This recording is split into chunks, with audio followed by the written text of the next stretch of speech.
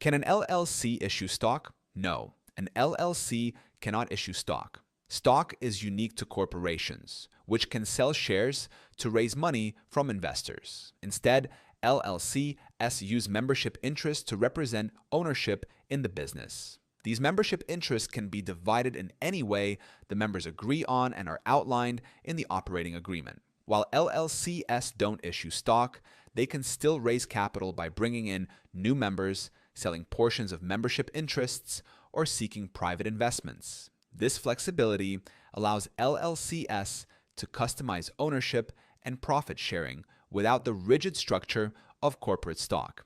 Zen Business can help you form your LLC and create an operating agreement that's ready to bring in investors without needing stock. The link is in the description. And if you want a step-by-step breakdown of LLC basics, you can also download my free guide on how to set up an LLC. That link is in the description too.